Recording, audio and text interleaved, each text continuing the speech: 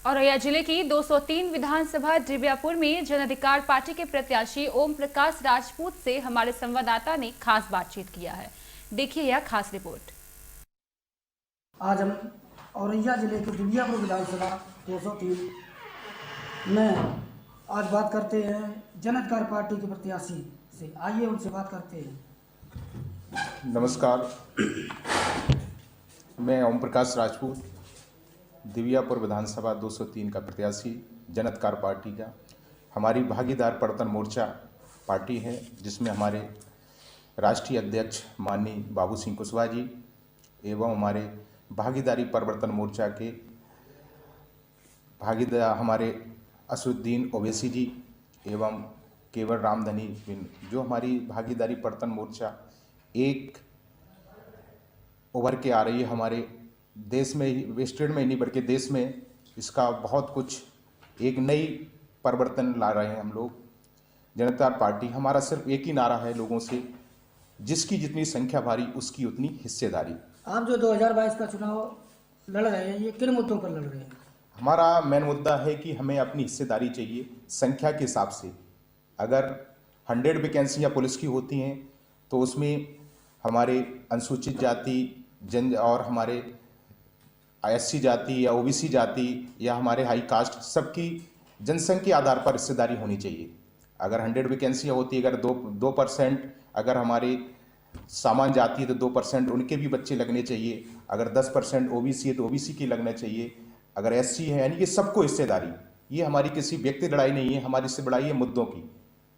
तो हमारे मुद्दों के हिसाब से हमारी जो जन अधिकार पार्टी है भागीदारी परिवर्तन मोर्चा, हमारा सिर्फ मुद्दा है कि हमें अपना हक मिलना चाहिए। जी, जनता को आपसे क्या उम्मीद है?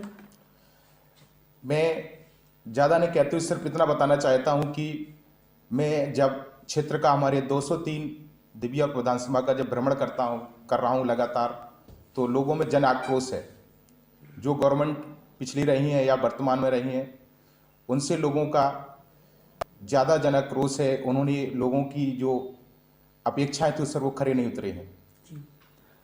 किन मुद्दों को लेकर वो जो है जनता आक्रोशित हो रही है? सबसे पहला मुद्दा हमारा है शिक्षा का। शिक्षा एक ऐसी है कि व्यक्ति को बहुत कुछ आगे पहुंचा सकती है। शिक्षा में मैं देख रहा हूं कि शिक्षा की जो नीति है वो देश की बहुत ठीक नहीं है। एक सीबीएसई पैटर्न आप उठा के देख लीजिए, एक प्राइमरी का पैटर्न उठा के देख लीजिए, तो दोनों में अंतर है। जब एक ही शिक्षा प्रणाली, एक ही पुस्तक होगी दोनों की, चाहे वो सीबीएसई पढ़ने वाला बच्चा हो या हमारा टाट फट्टी पे पढ़ने वाला बच्चा हो, तो दोनों की एक ही पाठ्य पुस्तक होनी चाहिए। जब इसका मुख्य कारण है, जब कोई सीबीएसई बोर्ड का पढ़ा हुआ बच्चा किसी कंपटीशन में बैठता है तो 80% क्वेश्चन सीबीएसई बोर्ड के आते हैं, और जो प्राइमरी में पढ़ने वाला गरीब का बच्चा, एक प्राइमरी में पढ़ने वाला बच्चा है, जब वो उस कंपटीशन में बैठता है तो उसको पास नहीं कर पाता है। कारण क्या है कि दोनों का पैटर्न अलग है। हमारा मुख्य मुद्दा है कि दोनों का पाठ्य पुस्तक एक ही होना चाहिए। चाहे गरीब का बच्चा टाट फट्टी पे बैठ के पढ़ रहा है, उसकी भी वही पुस्तक होनी चाहिए, या फिर अमीर का बच्चा किसी सीबीएसई विद्यालय में पढ़ रहा है तो उसकी भी पाठ्य पुस्तक वही होनी चाहिए। जब तक ये दोनों समान नहीं होंगी तो गरीब का बच्चा की आईपीएस पीसीएस बन सकता है एक जैसे किसी सीबीएसई विद्यालय का बच्चा। दोनों को समान शिक्षा प्रणाली होना चाहिए। पहला मुद्दा हमारा ये है। और कोई मुद्दे? दूसरा मुद्दा है हमारा किसानों का। किसान आज की डेट में अपने आप को ठगा महसूस कर रहे हैं। जब मैं भ्रमण करता हूं, देखता हूं किसानों की जो अपेक्षा थी वर्तमान सरकार से, तो उनको उस पर वो खरे नहीं उतरे हैं। सबसे पहला मुद्दा है कि किसानों को न्यूनतम मूल्य, उनका जो फसल है उसका न्यूनतम मूल्य मिलना चाहिए, जिससे अपने आप को सही तरीके से भरण पोषण कर सकें।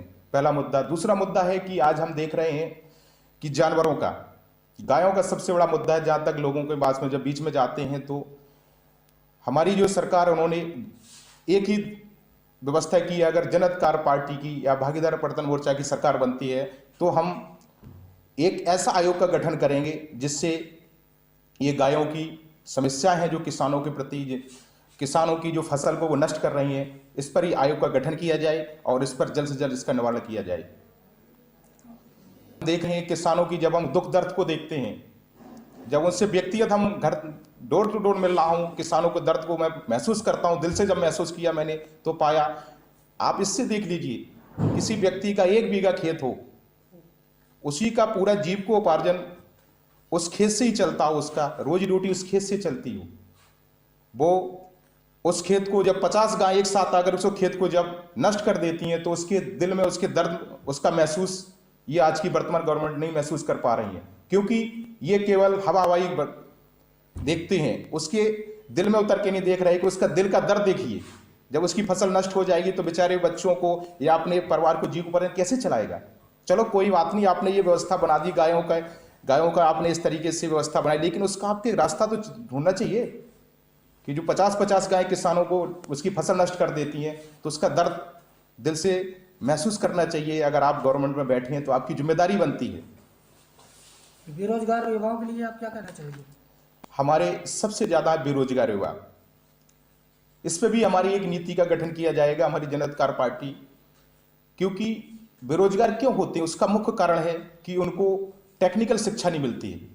आज हम देख रहे हैं, लड़का इंटर कर लेता है, बीए कर लेता है, एमए कर लेता है, लेकिन उसको टेक्निकल शिक्षा प्रणाली नहीं है।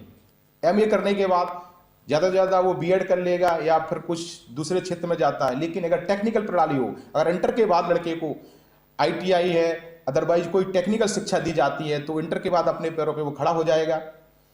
खड़े होने के बाद अपने खुद का जीविकोपार्जन करने लगेगा और अपनी व्यवस्था खुद हासिल करेगा। तो हमारा जन अधिकार पार्टी भागीदार मोर्चा का सिर्फ एक ही हमारा उद्देश्य है कि लोगों को टेक्निकल शिक्षा दी जाए, जिससे वे इंटर के बाद अपनी टेक्निकल एजुकेशन को आगे बढ़ा सकें और अपने पैर पर खड़े हो सके। ज़्यादा से ज़्यादा आईटीआई, मशीनिस्ट, टर्नर, जो भी टेक्निकल शिक्षा उनको प्रदान की जाए, ये हमारा लक्ष्य रहेगा।